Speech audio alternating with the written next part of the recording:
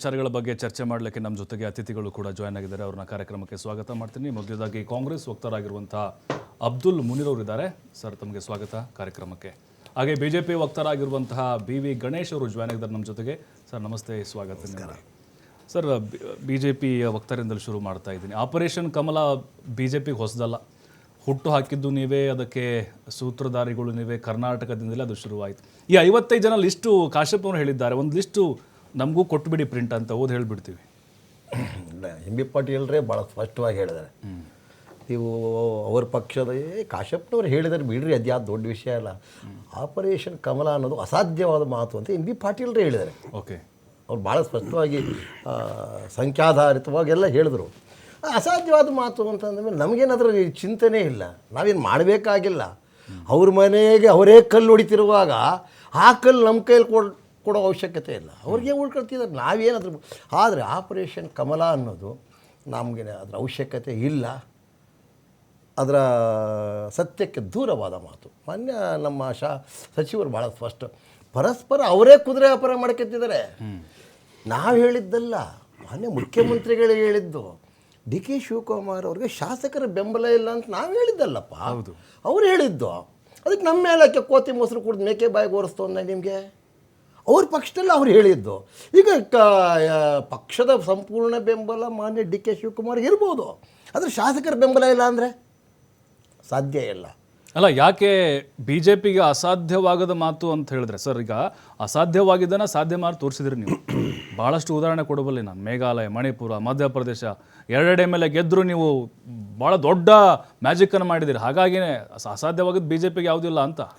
ನೋಡಿ, ಇಲ್ಲಿ ಮೇಘಾಲಯ, ಅಸ್ಸಾಂ ಇವೆಲ್ಲ ಹೇಳಿದ್ರು, ಅದರ ಪರಿಸ್ಥಿತಿ ಸಂದರ್ಭಗಳು ಬೇರೆ ಇತ್ತು. ಇಲ್ಲಿ ಬಹಳಷ್ಟು ದೊಡ್ಡ ರಾಜ್ಯ, ದೊಡ್ಡ ಬಹುಮತ, ಆಮೇಲೆ ನುರಿತ ರಾಜಕಾರಣಿಗಳು ಇರತಕ್ಕಂಥ ಒಂದು ರಾಜ್ಯ ಇದು.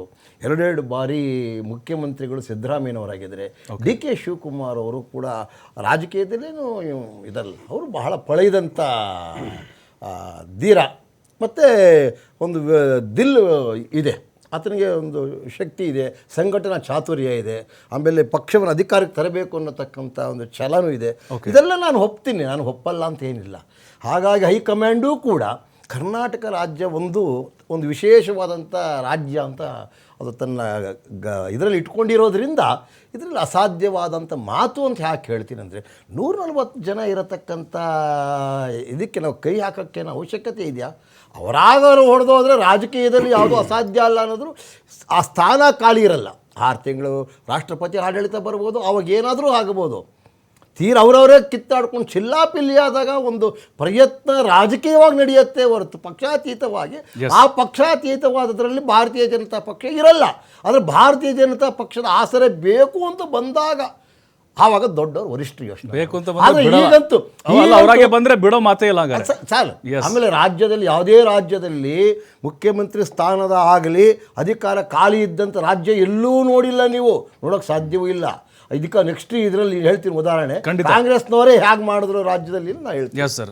ಅಬ್ದುಲ್ ಮುನೀರ್ ಅವರು, ಈಗ ಯಾಕೆ ಪದೇ ಪದೇ ಈ ರೀತಿ ಆಪರೇಷನ್ ಕಮಲ್ದು ಸುಮ್ಮನೆ ಹುಸಿ ಬಾಂಬ್ ಥರ ಹಾಕ್ತಾ ಇದ್ದೀರಾ, ಅಥವಾ ನಿಜಕ್ಕೂ ಅಲ್ಲಿ ನಡೀತಾ ಇದೆಯಾ? ಇದ್ರೆ ಸಾಕ್ಷಿ ಕೊಡಿ. ನೀವು ಆಡಿಯೋ ವಿಡಿಯೋ ಇದೆ ಅಂತ ಹೇಳ್ತೀರಿ, ಸಾಕ್ಷಿ ಕೊಡಿ ಅಥವಾ ಲಿಸ್ಟ್ ಕೊಡಿ. ಸುಮ್ಮನೆ ಡೈವರ್ಟ್ ಮಾಡ್ಲಿಕ್ಕೆ ಈ ರೀತಿ ಆರೋಪವನ್ನು ಮಾಡ್ತಾ ಇದ್ದೀರಾ ಅಷ್ಟೇ. ಈಗ ಕುರ್ಚಿ ಕದನ ಆಗ್ತಾ ಇದೆ, ಅದನ್ನ ಯಾರು ಆ ಕಡೆ ಗಮನ ಕೊಡಬಾರ್ದು ಅಂತ ಈ ರೀತಿ ಹೊಸ ಬಾಂಬ್ ಹಾಕ್ತಾ ಇದ್ದೀರಿ ನೀವು. ಇದು ಇವತ್ತಿನ ಸ್ಟೇಟ್ಮೆಂಟ್ ಅಲ್ಲ. ಇವತ್ತು ಕಾಶ್ಯಪ್ನವ್ರು ಹೇಳಿರ್ಬೋದು, ಓಕೆ. ಆದರೆ ಈ ಹೇಳಿಕೆ ರವೀಂದ್ರ ಗಾಣಿಗರು ತುಂಬ ಗಟ್ಟಿಯಾಗಿ ಒಂದು ವರ್ಷದ ಹಿಂದೆನೇ ಮಾತಾಡಿದರು. ಅಂದರೆ ಗಣೇಶ್ ಅವ್ರು ಹೇಳ್ತಿರೋ ರೀತಿಯಲ್ಲಿ ಅದು ಅಸಾಧ್ಯ ಅನ್ನೋದು BJP ಅವರಿಗೂ ಗೊತ್ತು, ಗಣೇಶ್ನಂತವ್ರಿಗೆ ಗೊತ್ತು. ಆದರೂ ಸಹ ಅವ್ರು ಕೊನೆಗೆ ಒಂದು ಮಾತು ಹೇಳಿದ್ರು, 6 ತಿಂಗಳಾದ ಮೇಲೆ ರಾಷ್ಟ್ರಪತಿ ಆಳ್ವಿಕೆ ಈ ಶಬ್ದ ಬಂತಲ್ಲ. ಇದು ಇಲ್ಲಿರುವಂತಹ ಆಟ ಏನಿದೆ ಅಂದರೆ, BJP ಅವರಿಗೆ ತುಂಬ ಸ್ಪಷ್ಟವಾಗಿ ಗೊತ್ತಿರೋದು ಏನು ಅಂತ ಹೇಳಿದ್ರೆ, 140ರಲ್ಲಿ 2/3 ತಗೊಂಡು ಹೋಗಕ್ಕೆ ಸಾಧ್ಯ ಇಲ್ಲ. 2/3 ಅಂತ ಹೇಳಿದ್ರೆ ಅದು 93 MLAಗಳು ರಿಸೈನ್ ಮಾಡಬೇಕು. ಅಂದರೆ ಚುನಾವಣೆ ಇಲ್ಲದೆ ಸರ್ಕಾರ ಮಾಡೋದೇ. ಆದರೆ ಇಲ್ಲ, ನಾವು ಒಂದಿಷ್ಟು 50 ಅಂತ ಹೇಳಿದ್ರು ಅವರು. 55 ಜನರನ್ನ ಟ್ರೈ ಮಾಡಿದ್ರೆ ಏನಾಗ್ಬೋದು, ಅವರನ್ನ ರಿಸೈನ್ ಕೊಡಿಸ್ಬೇಕು. ರಿಸೈನ್ ಕೊಟ್ಟು ಮತ್ತೆ ಪುನಃ ಬೈ ಎಲೆಕ್ಷನ್ ಉಪಚುನಾವಣೆಗೆ ಹೋಗಿ ಈ ಗ್ಯಾರಂಟಿಗಳಿಂದ 80% ಜನರು ಏನು ಅನುಕೂಲ ಪಡಿತಾ ಇದ್ದಾರಲ್ಲ, ಅದರ ವಿರುದ್ಧವಾಗಿ ಚುನಾವಣೆಗೆ ಹೋಗಲಿಕ್ಕೆ ಧೈರ್ಯ ಯಾವ ಶಾಸಕನಿಗೂ ಇರುವುದಿಲ್ಲ, BJPಗೂ ಇರುವುದಿಲ್ಲ. ಇದು ತುಂಬ ಸ್ಪಷ್ಟ. ಆದರೆ ಇವ್ರು ಮಾಡುವ ಕಿತಾಪತಿ ಹೇಗಿದೆ ಅಂದ್ರೆ ಆಪರೇಷನ್ ಅನ್ನುವಂಥದ್ದು ಬಿಜೆಪಿಯ ಕುಲಕಸುಬದು. ಅವರು ಅದು ಇಲ್ಲ ಅಂದ್ರೆ ಕರ್ನಾಟಕದಲ್ಲಿ ಒಮ್ಮೆಯೂ ಅಧಿಕಾರಕ್ಕೆ ಇಲ್ಲಿ ತನಕ ಬಂದಿಲ್ಲ. ಕರೆಕ್ಟ್. ನೀವು ಗೋವಾ ನೀವು ಅವಾಗ ಮಣಿಪುರ ಮೇಘಾಲಯ ಹೇಳಿದ್ರಿ, ಗೋವಾನೂ ಅಷ್ಟೇ, ಹೌದು. ನೀವು ಮಹಾರಾಷ್ಟ್ರ ಅಷ್ಟೇ, ಮಧ್ಯಪ್ರದೇಶ ಮಾಡಿದ್ರಿ. ಎಲ್ಲಿನೂ ಸಹ ನ್ಯಾಯಯುತವಾಗಿ ಮುಂಬಾಗಿಲಿನಿಂದ ಅಧಿಕಾರಕ್ಕೆ ಹಿಡಿದು ತುಂಬಾ ಕಡಿಮೆ, ಹಿಂಬಾಗಿಲಿನ ಮುಖಾಂತರ ಸಂವಿಧಾನವನ್ನ ಕಗ್ಗೊಲೆ ಮಾಡಿ ಬಂದಿರುವಂತದ್ದಾಗಿರೋದ್ರಿಂದ ಆ ಪ್ರಯತ್ನ ನಿಲ್ಲಲ್ಲ. ಈಗ ತೆಲಂಗಾಣದಲ್ಲಿ ಸಿಕ್ಕಾಕೊಂಡ್ರು. ಯಾರು ಸಿಕ್ಕಾಕೊಂಡ್ರು? ಇದೇ BL ಸಂತೋಷ್ ಅವ್ರ ಮೇಲೆ ಕೇಸ್ ನಡೀತಾ ಇದೆ, ರೆಡ್ ಹೆಡ್ ಆಗಿ ಸಿಕ್ಕೊಂಡಿದ್ದಾರೆ ಅವರು. ನಾವು ಮಾಡಲ್ಲ, ನಾವು ಸಾಚಗಳು ಅನ್ನೋದನ್ನ ಬಿಟ್ಟುಬಿಡಬೇಕು. ಕರ್ನಾಟಕದಲ್ಲಿ ಅವ್ರ ಇತಿಹಾಸ ಏನು ಅಂತ ಗೊತ್ತಿದೆ. ಅದು ಅಸಾಧ್ಯವಾಗಿದ್ದು ನಮ್ಮ ಸರ್ಕಾರ 140 ಇರುವಂತದ್ದು ನಾವು ಮನಸ್ಸು ಮಾಡಿದ್ರೆ. ಈಗ ಆಲ್ರೆಡಿ ಬಿಜೆಪಿಯಿಂದ 2-2 ಹೊರಗಡೆ ಹಾಕಿದ್ದಾರೆ ಅವರು. ಯತ್ನಾಳ್ರವ್ರು ಹೊರಗಡೆ ಹೋಗಿದ್ದಾರೆ, 3 ಹೋಗಿದೆ. ಏನಾದ್ರೂ ಈ ಸರ್ಕಾರ ಮನಸ್ಸು ಮಾಡಿದ್ರೆ ಅವರ ನಂಬರ್ನ ನಾವು ಇನ್ನೂ ಒಂದು 30-40 ತಂದು ನಿಲ್ಲಿಸೋದು ದೊಡ್ಡ ಕೆಲಸ ಆಗಿರಲಿಲ್ಲ ನಮಗೆ. ಆದರೆ ಅಂತ ಹೇಯವಾದ ಕೆಲಸಗಳನ್ನು ನಾವು ಮಾಡೋದಿಲ್ಲ, ಇದು ತುಂಬ ಸ್ಪಷ್ಟ. ಅವರಿಗೆ ಈಗ ಕಾಶ್ಯಪ್ನವ್ರು ಹೇಳಿದಾಗ ಅವ್ರಿಗೆ ಇನ್ಫಾರ್ಮೇಶನ್ ಇಲ್ವಾ? ಖಂಡಿತ ಇರತ್ತೆ. ಇವಾಗ ಅವ್ರು ಏನೇ ಪ್ರಯತ್ನ ಪಟ್ಟರು ನಮ್ಮ MLAಗಳು ಅದನ್ನು ಬಹಿರಂಗವಾಗಿ ಮಾತನಾಡ್ತಾರೆ. ಅದಕ್ಕೇನೆ ED CBI ಬಿಟ್ಟು ಹೆದರಿಸಬೇಕೇ ವಿನಃ ಬೇರೆ ಯಾವ ದಾರಿನೂ ಬಿಜೆಪಿ ಅವರಿಗೆ ಇಲ್ಲ. ಅಲ್ಲ, ಯಾಕೆ ಹೆದರ್ಕೋಬೇಕು ಸರ್? ED CBI IT ಅಲ್ಲ, ಬರೀ ಇದನ್ನೇ ಹೇಳೋದು. ನಮಗೆ ಹೆದರಿಸ್ತಾರೆ, ನಮಗೆ ಒತ್ತಡವನ್ನು ಹಾಕ್ತಾರೆ, ಪಕ್ಷಕ್ಕೆ ನಮಗೆ ಬಾ ಅಂತ ಕರಿತಾ ಇದ್ದಾರೆ. ಅಲ್ಲ, ತಪ್ಪು ಮಾಡದಿದ್ರೆ ಯಾಕೆ ಹೆದರ್ಕೊಳ್ಬೇಕು? ಅದಾಗಬೇಕು ಬೇಕು ಅಂತ. ಇಸ್ಲಿ ತನಕ ಈ 10 ವರ್ಷದಲ್ಲಿ ಬಿಜೆಪಿ EDನ ಬಿಟ್ಟು ರೈಡ್ ಮಾಡಿಸಿರುವಂಥ ಕೇಸ್ಗಳಲ್ಲಿ 95% ವಿರೋಧ ಪಕ್ಷಗಳಿದ್ದಾರೆ. ಕನ್ವಿಕ್ಷನ್ ನೀವು ಅವ್ರ ಹತ್ರ ಎಷ್ಟು % ಅಂತ ಕೇಳಿ.